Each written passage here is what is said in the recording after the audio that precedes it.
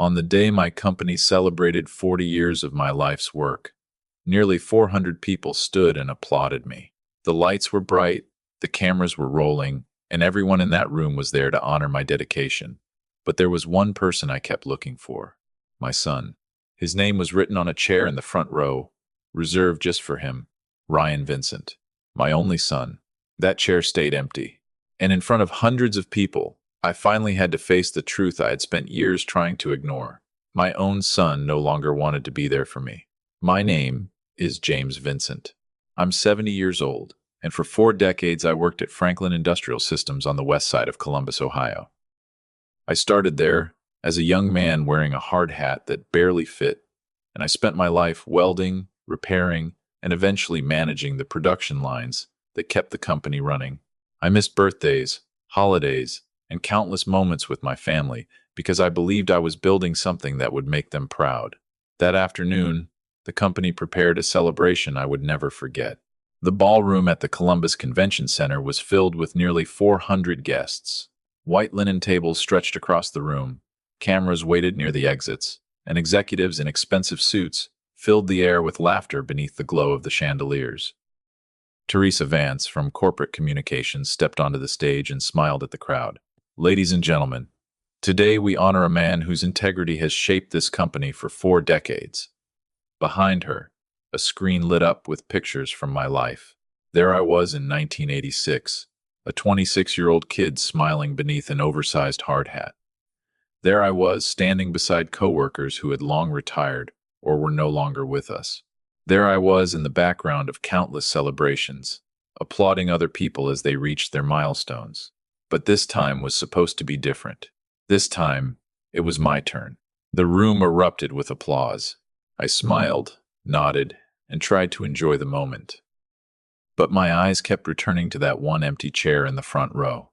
The camera operator noticed. He followed my gaze and slowly turned his lens toward it. Seconds later, the giant screen above the stage showed the empty seat to everyone in the ballroom. 400 people saw what I saw. Nobody spoke. Nobody had to. They understood exactly what that empty chair meant. Teresa lowered the microphone and walked toward me. Her heels clicked against the polished floor as she leaned closer. "Mr. Vincent, would you like us to wait a little longer?" I shook my head. "No." She looked toward the empty chair. "Would you like someone else to sit beside you?" I scanned the room, not knowing who could possibly take that place. Then I saw him. Standing near the back, half hidden behind a pillar, was a young man in a navy suit.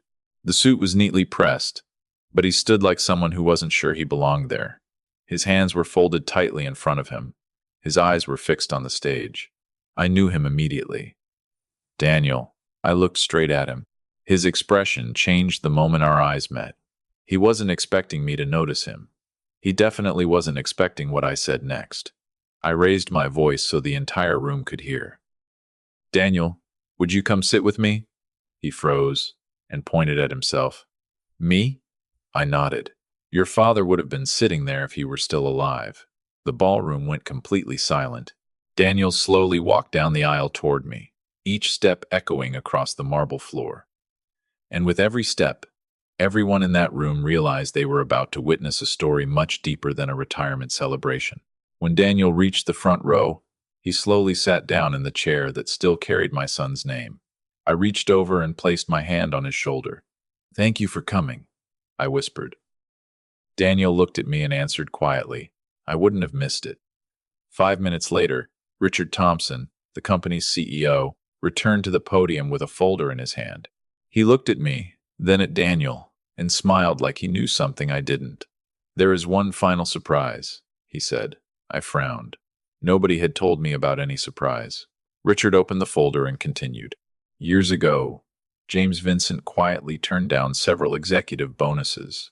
Instead, he asked this company to create a fund honoring loyalty, sacrifice, and service to others." A wave of whispers moved through the ballroom. "Today, that fund officially begins," Richard announced. And the first person to receive it was personally chosen by James himself. Daniel looked at me, confused. I hadn't told him anything because, even after all those years, I wasn't completely sure the company would honor my request. Richard turned toward him. Daniel Brooks will receive an $800,000 legacy gift. The ballroom erupted. People stood from their chairs. Some cheered. Some wiped away tears.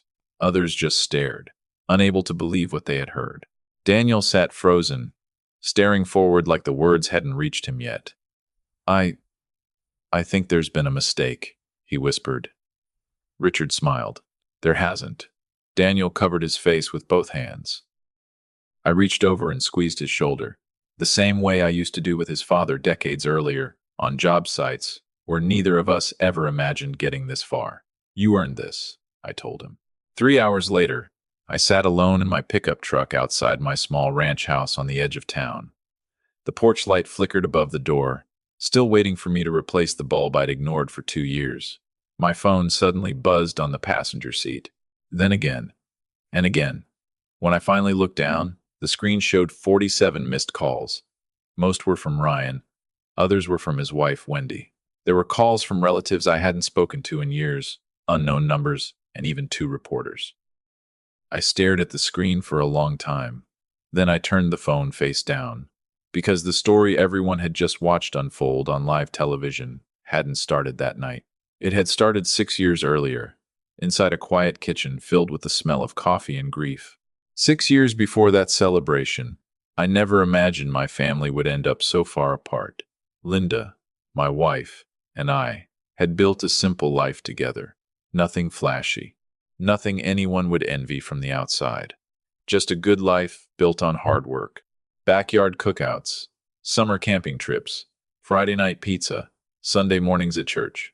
Ryan grew up in that modest brick house believing we were just getting by. And in a way, we were. Linda and I always believed money was meant to provide security, not attention. After all, love couldn't be replaced by anything sitting in a bank account. When Linda passed away after a short and painful illness, Ryan was 31 years old. He was married, building his own future, and starting a life separate from mine. But losing his mother changed both of us. For me, it left a silence I never learned how to fill. For Ryan, it created a distance I didn't know how to close. At first, I told myself it was normal. People got busy. Careers took over. Families changed. Life kept moving whether we were ready or not. I understood that.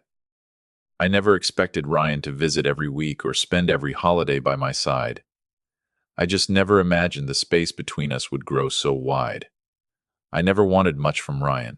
I didn't need weekly visits or constant attention. I only wanted us to still be father and son in the ways that mattered. But slowly, our conversations turned into scheduled appointments. Dad, can I call you later? Dad, we're busy this weekend. Dad, maybe next month. Months turned into seasons. Seasons turned into years. Whenever Ryan did visit, Wendy always seemed ready to leave. She was never openly disrespectful. She just carried herself like spending time with me was another responsibility squeezed between vacations, dinners, and a life that seemed much more exciting than mine. I never blamed her completely. People change after marriage. Priorities shift.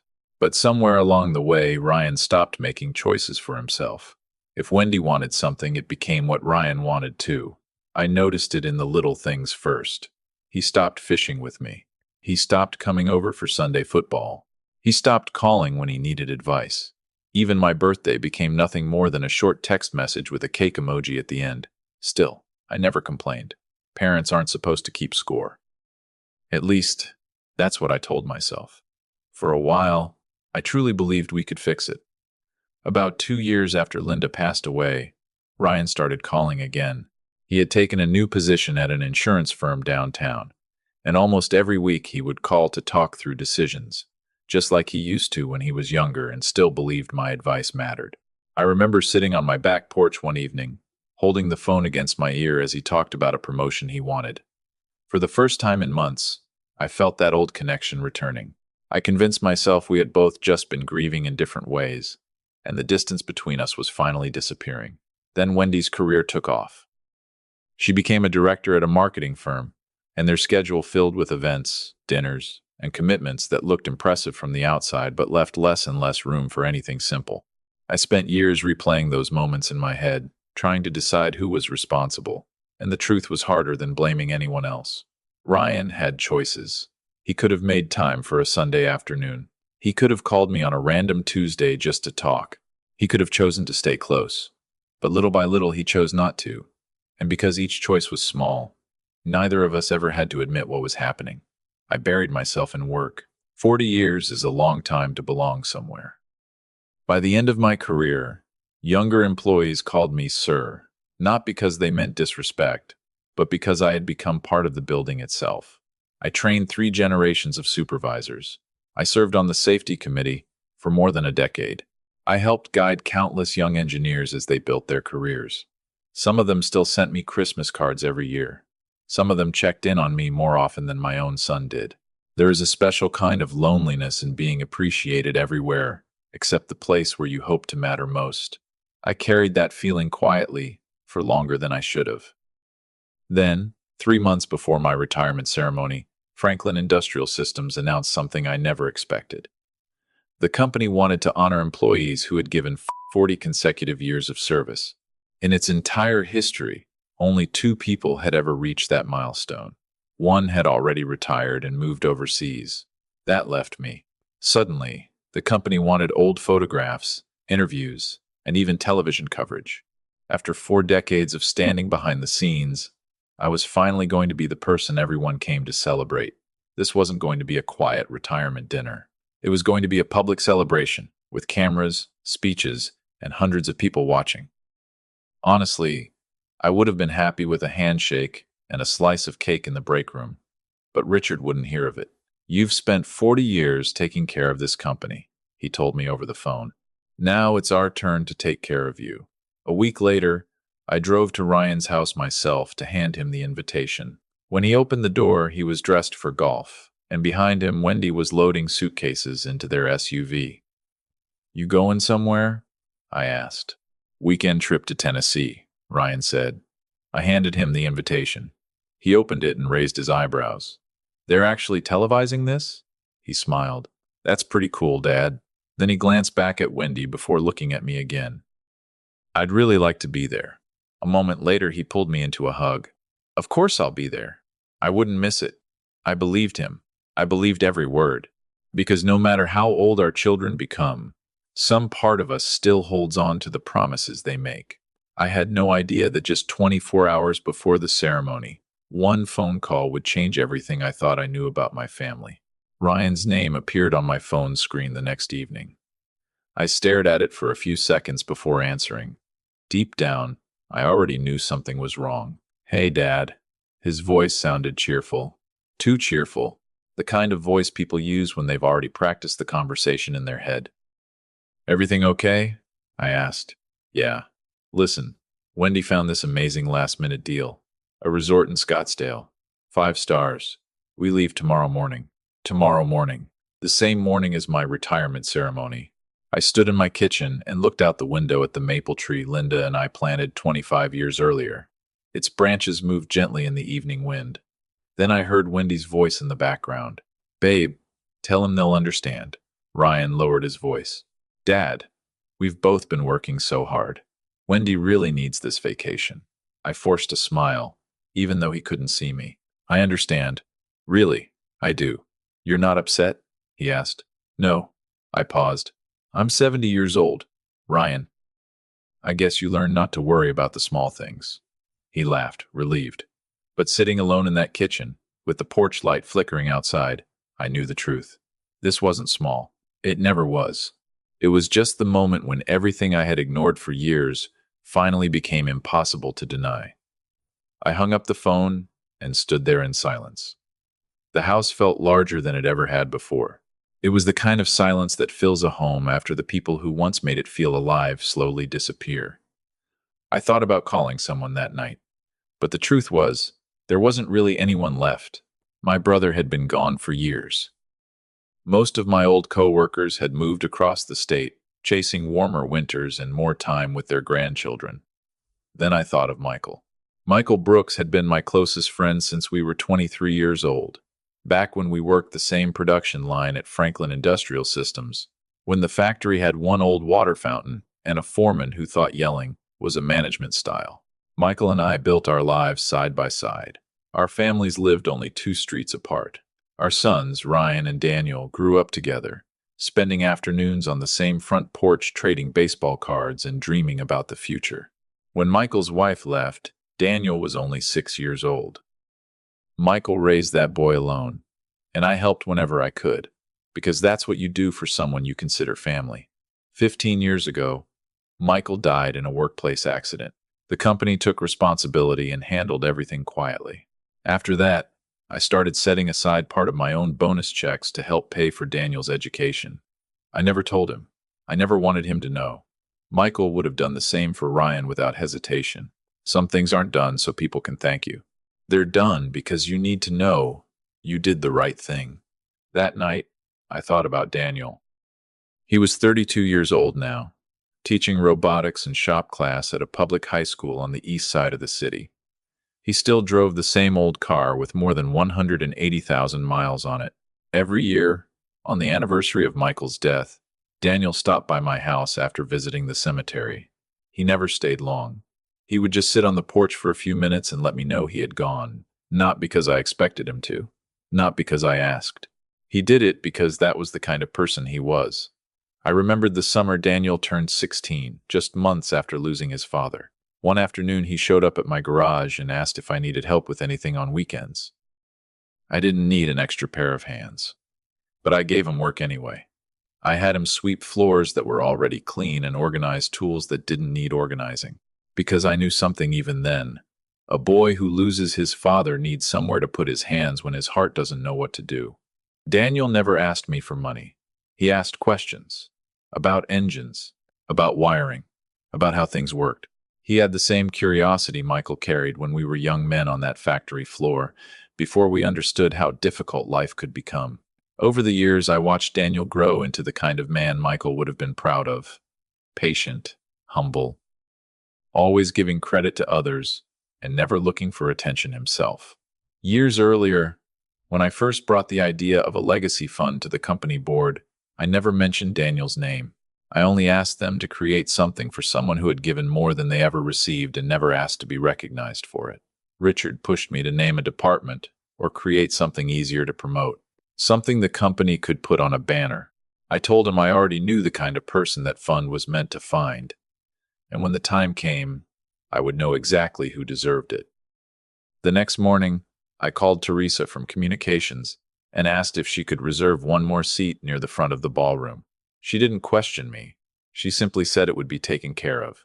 What I didn't know was that Teresa had already forwarded my decision to the legal and finance departments, as company policy required for a gift of that size.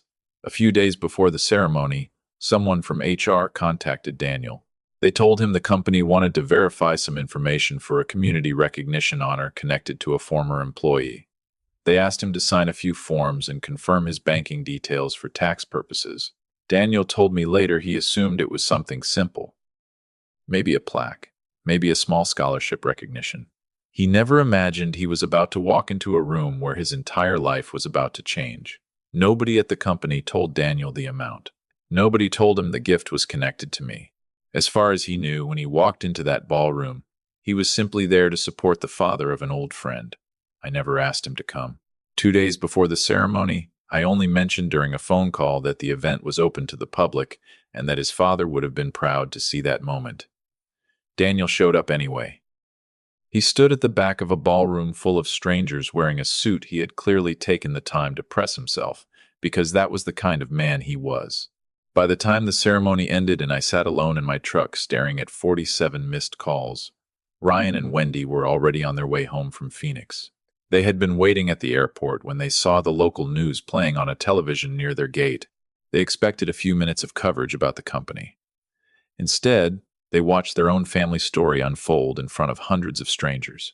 The calls kept coming through their flight, during the layover, and even after they landed back in Columbus. I let every one of them ring. It wasn't revenge. I just knew I wasn't ready to speak. Anything I said in that moment would have come out harsher than I wanted.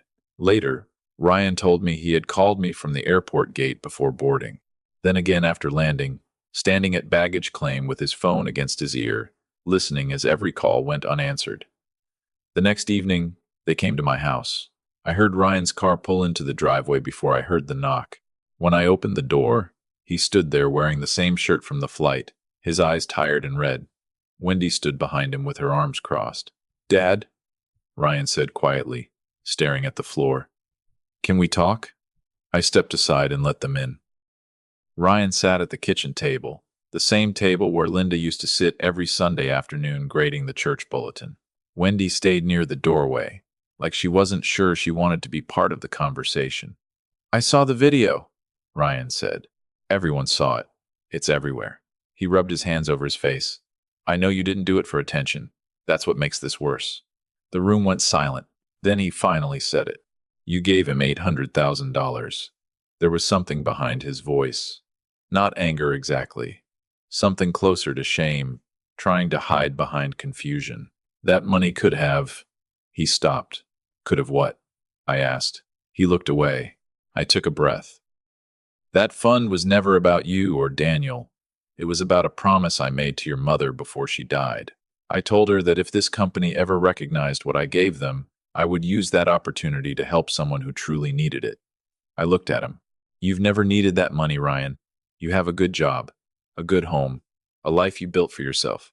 Then I thought about Daniel. Daniel has been driving the same car for years because he spends his money making sure his students have better equipment. Wendy finally spoke from the doorway.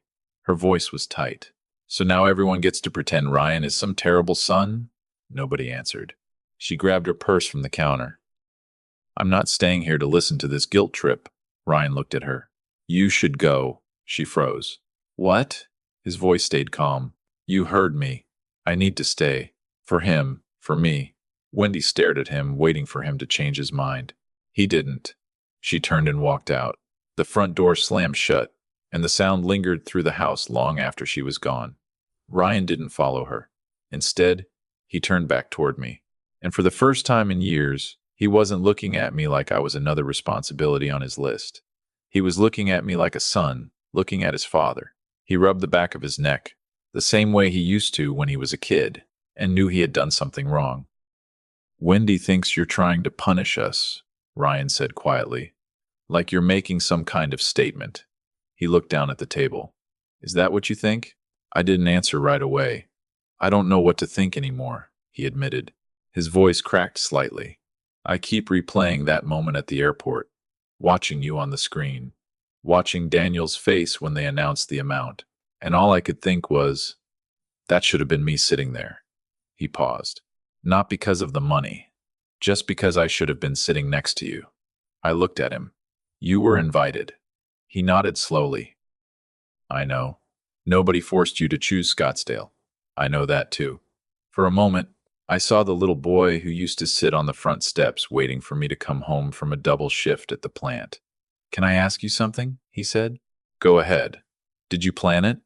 Inviting Daniel. Did you know this would happen?" I shook my head. "I didn't know about the money until Richard announced it. I was just as surprised as you were." I looked toward the empty space beside the table. "I invited Daniel because his chair was empty too, just in a different way." Ryan stayed silent. "His father should have been alive to see me receive that award. Your mother should have been alive to see you standing beside me. Both of you lost something that day." I paused. "I just decided one empty chair didn't have to stay empty." Ryan sat there for a long time. Finally, he whispered, "That's a better answer than if you had planned it." "Why?" I asked. He looked at me. "Because it means you weren't trying to teach me a lesson. You were just being the person you've always been." He looked down and let out a slow breath. And somehow, I still missed it. 20 minutes later, someone knocked on the door. It was Daniel, holding 2 paper bags filled with the smell of fresh bread and homemade food. He stopped when he saw Ryan sitting at the table. "I can come back," he said. "No," I told him. "Stay." Daniel placed the bags on the counter. Inside were homemade soup, a loaf of bread from the bakery near his apartment, and an apple pie that looked almost exactly like the ones Linda used to make every October. He gave a small shrug. I figured a day like this deserved something better than takeout. Ryan watched him quietly as he unpacked everything. Then he finally spoke. "You've been taking care of my dad." It wasn't anger in his voice. It sounded more like gratitude that he didn't know how to express yet. Daniel looked uncomfortable. He took care of me first. For the first few minutes, nobody said much. The three of us simply sat there and ate together. People like to believe reconciliation comes from one perfect conversation or one powerful apology. Most of the time, it doesn't. Sometimes healing begins with something much simpler, sitting at a table with people you almost lost. Ryan looked down at the wooden table. I honestly don't remember the last time we had dinner together. Just the two of us. He thought for a moment. It was Thanksgiving. Then he frowned. No, that was 3 years ago. I nodded. I know. His expression changed. I thought it was only last year. None of us said anything after that. Because sometimes the hardest truth is realizing how much time has passed while you weren't paying attention. The following week, Ryan started calling me every morning, not to ask for anything, not to defend himself, just to ask one simple question. How are you today, Dad? At first, I wondered if it was only guilt talking. Guilt usually fades with time. Consistency doesn't. Monday became Wednesday. Wednesday became Friday. Ryan kept calling. Then one afternoon, he showed up at my house carrying 2 fishing rods covered in dust, the reels stiff from years of sitting unused. He held one out to me, and I recognized it immediately. It was mine. The same rod Linda gave me nearly 30 years earlier. I thought maybe if you're free this Saturday, he said. I looked at him and smiled. I've been free for years. His eyes filled slightly, but he didn't look away.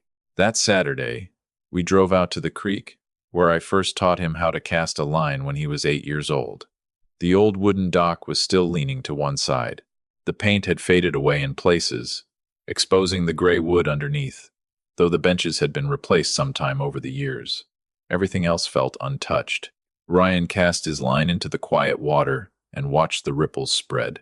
I forgot how peaceful it is out here. That's why I like it, I said. He was quiet for a moment. I used to think success meant having the biggest house, the best vacations, the newest car. He let out a small laugh, mostly at himself. I spent so much time chasing things that I forgot to make time for people. I said nothing. Some realizations need silence around them. He looked at me. My whole life, you were the one who showed up. And somewhere along the way, I stopped showing up for you. He swallowed hard. I'm ashamed of that. I looked back at the water. I know you think I'm making this difficult. I paused. But forgiveness isn't the hard part, Ryan. Trust is. He nodded. How do I earn that back? The same way you lost it, I told him. One Sunday at a time. He accepted that without arguing. No excuses. No explanations. And somehow, that told me more than any apology could have. Can I ask you something else? He said, slowly pulling his line back in. Go ahead. Were you angry? All those years when I canceled plans, when I kept putting you off? I thought about it before answering. Angry isn't really the word. I watched the water move. Anger burns hot and disappears. This was different. Then what was it? It was like sitting in a room waiting for someone who kept saying they'd be there in 5 minutes. Ryan looked down. That's worse than anger. Maybe, I said. But you're here now. He nodded. I am. Then that's what matters. While Ryan and I were rebuilding what we had lost, Daniel's life changed almost overnight. News stations continued covering the story of Franklin Industrial Systems' Legacy Gratitude Fund. Parents wrote him letters thanking him for believing in their children. Former students shared stories about how his classroom pushed them toward engineering and skilled trades when they were ready to give up. But Daniel never let the attention change him. Instead, he used it to help others. He announced that nearly half of the gift would go toward scholarships for students interested in robotics and skilled trades, the very programs that often get overlooked because they don't attract the same attention as bigger, flashier projects. I wouldn't be standing here today, he told a reporter, if someone hadn't believed in me before I believed in myself. He never mentioned my name unless someone asked. That was Daniel. He always found a way to turn praise towards someone else. A month later, he invited Ryan and me to visit his classroom. Teenagers moved between half-built robots, humming computers, and workbenches covered with tools. One girl, probably 16 years old, walked toward me shyly, twisting a wrench in her hands. Mr. Brooks says you're the reason we got all this new equipment. I smiled and pointed across the room at Daniel. No, he's the reason. She smiled. He says you taught him generosity. Daniel heard her from across the room. He looked at me over the heads of a dozen students, and for a moment, neither of us said anything. We didn't need to. Michael would have understood exactly what that silence meant. After that, Ryan started coming to my house every Sunday. Sometimes we watched football. Sometimes we worked in the yard. Sometimes we sat on the back porch with coffee in our hands until the sun disappeared. He never acted like one apology could erase years of distance. Instead, he did something much harder. He kept showing up, week after week, without being asked. One afternoon, he arrived carrying a small toolbox. "What are we fixing?" I asked. "The fence," he said. I looked over. "The fence isn't broken." He smiled. "I know. I just wanted an excuse to spend the day with you." I laughed harder than I had in months. "You finally sound like my son again." Somewhere during those months, Ryan started asking me questions he hadn't asked since he was a teenager. How did you and Mom stay married for 38 years? How did you know when to fight for something and when to let it go? I didn't have perfect answers. Life doesn't come with instructions, but I told him what I knew. I told him about the nights Linda and I sat at the kitchen table, arguing over bills we couldn't afford, about the years when we were exhausted from raising a child while working jobs that barely gave us enough time to breathe, about how love wasn't just a feeling. It was a choice you made again and again. We chose to stay curious about each other instead of becoming two strangers sharing the same house. Ryan listened differently than he used to. He wasn't just hearing my words. He was finally understanding them. Wendy never came back. A few weeks later, she and Ryan quietly separated. No courtroom battles. No public fights. No one trying to destroy the other. They simply accepted that they wanted different lives. And for the first time, Ryan didn't look for someone else to blame. "I don't blame Wendy," he told me one evening on the porch. "I made my own choices. I kept choosing what was easier. I kept assuming you would always understand, that you would always wait." I looked at him. "You confused my patience with permission." He nodded slowly, like those words had finally explained something he had been struggling to understand. It was one of the most honest things I had ever heard him say. Several months after the ceremony, Franklin Industrial Systems invited me back for another event. The company had expanded the original Legacy Gratitude Fund into a new program that connected experienced employees with young people entering skilled trades and engineering careers across the state. Richard stood at the podium and looked out at the crowd. This began because one man believed character should outlive a paycheck. When I walked into the auditorium that day, something felt different. The front row seat beside mine wasn't empty. Ryan was already sitting there. The moment he saw me, he stood. "I wanted to make sure I got here early." I smiled. "You certainly did." He nodded. "I wasn't going to miss this one. Not for anything." A moment later, Daniel sat down on my other side. He was wearing the same navy suit from the first ceremony, the one that still hung slightly loose around his shoulders. I looked at the two young men beside me. One was connected to me by blood. The other was connected to me by a promise made decades earlier, between two friends on a factory floor that no longer exists. Standing there between the two of them, I realized something I hadn't fully understood before. Family isn't weakened when gratitude is shared. It becomes stronger.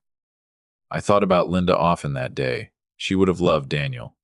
She always had a special place for people who quietly showed up, worked hard, and never needed to be reminded twice.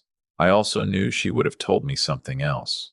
That I waited too long to let Ryan see how much his absence had hurt me. And she probably would have been right. But at 70 years old, I've learned something important. We don't get to choose the regrets we carry. We only get to choose what we do after we finally recognize them. The ceremony itself wasn't anything like the first one. There were no cameras focused on an empty chair, no unexpected announcements, no room full of people watching a family break apart and come back together. Just young apprentices meeting mentors who truly wanted to see them succeed. And honestly, that meant more to me than any headline ever could. After the event, Ryan and I walked toward my truck. He stopped beside the tailgate and rested his hand on it, the same way he used to when he was a teenager waiting for me to finish work before we drove home. "Dad." I looked at him. "Yeah?" He took a breath. Thank you. For what? He looked down for a moment. For loving me, even when I made it difficult. I placed my hand on his shoulder. Being your father was never the difficult part, Ryan. The difficult part was waiting for you to find your way home. He pulled me into a hug. The kind of hug that lasts long enough to say everything words struggle to express. And for the first time in years, I felt my family becoming whole again. Not because money changed anything. Money can't repair a broken relationship. Choices can. Time can. Humility can. And love, the quiet, stubborn kind that refuses to disappear no matter how long it's ignored, can find its way back when both sides are finally willing to accept it. If this story reminds you of someone who has sacrificed quietly for your family, don't wait for a special occasion to tell them what they mean to you. Time is the one thing none of us can ever earn back. And if this journey touched you the way it touched me, share it with someone who might need that reminder today. Subscribe to Sweet Family Revenge for more stories about family, second chances, and the strength it takes to choose love over pride.